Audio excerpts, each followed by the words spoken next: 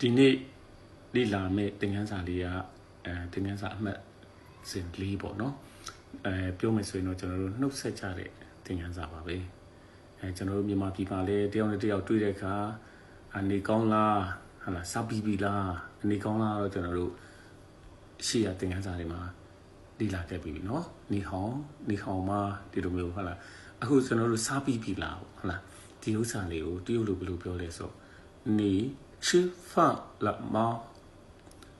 你吃饭了吗？ကျွန်တော်အများကြီးပြောရင်你吃饭了吗？ဆိုတာက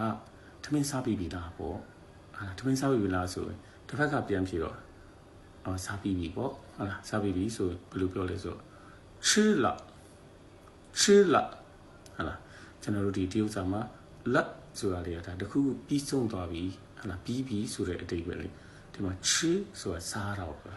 吃了ဟာစားပြီးသွားပြီဒီလိုမျိုးအဓိပ္ပာယ်ရပါနော်နောက်တစ်ခုကမစားရသေးဘူးဆို还没吃ဒီလိုမျိုးလေးကျွန်တော်တို့ပြန်ပြီးတော့ဖြည့်လို့ရပါတယ်နော်နောက်တစ်ခုကဘယ်သွားမလို့လဲပေါ့ဒါဘယ်သွားမလို့လဲဆိုရင်ကျွန်တော်တို့ဒီလိုဘယ်လိုပြောလဲ你要去哪里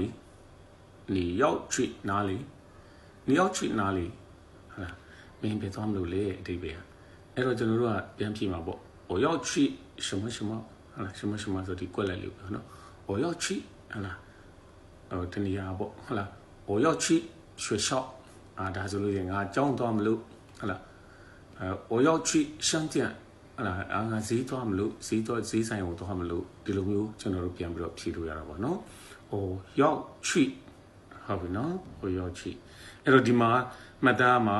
你吃饭了吗ဆိုတဲ့စကားလုံးကိုမေးတဲ့အခါမှာကျွန်တော်တို့ကရင်းနှီးတဲ့သူတွေကိုမေးတဲ့အခါမှာအသုံးများပါတယ်နော်ဒီလိုတော့လမ်းမှာတွေ့လို့နှုတ်ဆက်ကြပြီဆိုလို့ရှိရင်